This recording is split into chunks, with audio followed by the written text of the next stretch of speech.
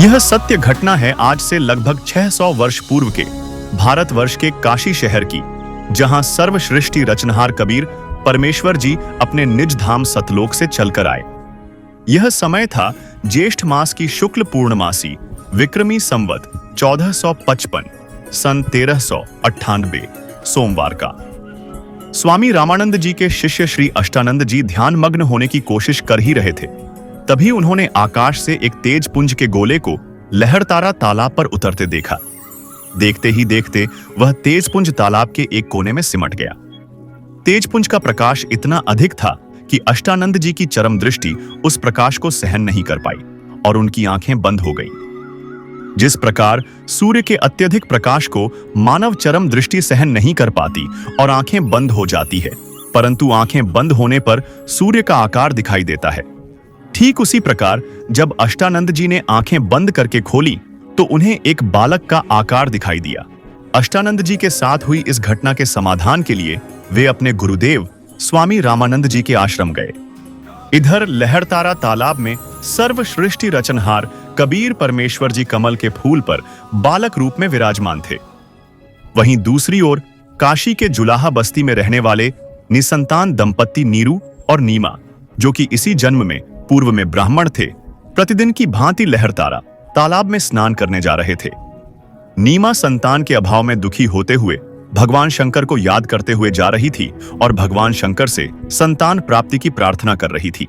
प्रार्थना करते करते नीमा फूट फूट कर रोने लगी। नीरू उसे समझा रहा था कि नीमा, आप संतान के दुख में रो रोकर अपनी आंखें खराब मत करो। अगर हमारे भाग्य में संतान होती तो भगवान हमें पहले ही दे देते। इस प्रकार नीरू नीमा को सांत्वना दे रहा था। कुछ ही देर में दोनों लहरतारा तालाब पर पहुंच गए। तालाब पर पहले नीमा ने स्नान किया, फिर नीरू स्नान करने के लिए तालाब में उतर गया। उसी समय नीमा स्नान के पश्चात कपड़ों को धुलने के लिए तालाब पर गई। जब नीमा कपड़े धो रही थी, उसने देखा कि तालाब में कमल के फूल पर कोई वस्तु हिल रही है। नीमा ने सोचा कि कोई सर्प तो नहीं जो अपने फन को हिला रहा है। ध्यान से देखने पर उसे पता चला कि यह तो कोई बालक है। नीमा ने नीरू को बताया कि देखना जी, कमल के फूल पर बालक है, कमल के फूल पर बालक है। नीरू ने नीमा को डांटते हुए कहा कि तुम संतान के मोह में इतनी पागल हो गई हो कि अब तुम्हें कमल के फूल पर भी बालक दिखाई देने लगे। जब नीमा ने पुनः कसक के साथ कमल के फूल पर बालक होने की बात कही, तब नीरू ने देखा तो सच में उसने कमल के फूल पर बालक कबीर जी को देखा। नीरू ने फूल समेत बालक को उठाया और नीमा को दे दिया। नीमा कबीर परमेश्वर जी को गोद में लेकर अत्यंत प्रसन्न हुई। नीरू स्नान करने के बाद जब तालाब से बाहर आया तो उसने नीमा को बालक को वहीं छोड़ने को कहा। नीरू ने समझाया कि नगर के लोग उन पर शक करेंगे कि किसका बच्चा चुरा लाए और नगर से भी निकाल देंगे। परंतु नीमा ने नीरू की एक न सुनी। उस दिन पहली बार नीरू ने नीमा को धमकाने के लिए थप्पड़ मारने के लिए हाथ उठाया तो बालक रूपधारी कबीर परमेश्वर ने कहा कि हे नीरू, आप मुझे घर ले चलो, मैं आपके लिए ही आया हूं, कोई तुमसे कुछ नहीं कहेगा। एक बालक के मुख से ये वचन सुनकर नीरू घबरा गया कि बच्चा कोई देव या सिद्ध या प्रेत है, कहीं ऐसा ना हो कि यह मुझे शाप दे दे। इस डर से नीरू कुछ नहीं बोला और आगे आगे चल पड़ा। इस प्रकार नीरू और नीमा परमात्मा कबीर जी को घर ले आए। उसके पश्चात सारा काशी शहर कबीर परमात्मा जी को देखने के लिए उमड़ पड़ा। सारे नगर के महिला व पुरुष कबीर परमात्मा को देखने के लिए नीरू और नीमा के घर आए। इस प्रकार कबीर परमात्मा की परवरिश की लीला नीरू और नीमा के घर हुई। 10 वर्ष की आयु से ही परमात्मा कबीर जी ने ज्ञान में एक से एक विद्वानों के छक्के छुड़ा दिए।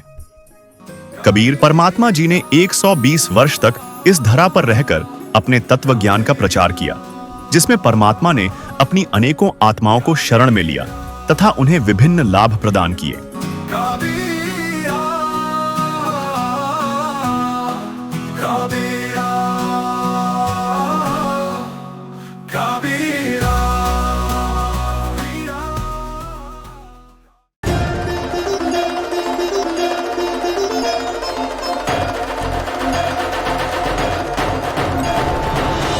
मेरा जन्म ना गर्भ बसेरा, बालक होए दिखलाया, काशी नगर जल कमल पर डेरा, तहाँ जुलाहे ने पाया। जगत गुरु तत्वदर्शी संत रामपाल जी महाराज जी के सानिध्य में परमेश्वर कबीर जी के प्रकट दिवस पर 9, 10 और 11 जून 2025 को नेपाल सहित भारत के 12 सतलोक आश्रमों में 3 दिवसीय महासमागम का आयोजन किया जा रहा है। इस कार्यक्रम का सीधा प्रसारण सतलोक आश्रम श्री धनाना धाम, तहसील गोहाना, जिला सोनीपत, हरियाणा से 11 जून 2025 को सुबह 9:15 बजे से साधना टीवी चैनल, संत रामपाल जी महाराज यूट्यूब चैनल और spiritual leader Saint Rampal ji पर देख सकते हैं। सत साहिब।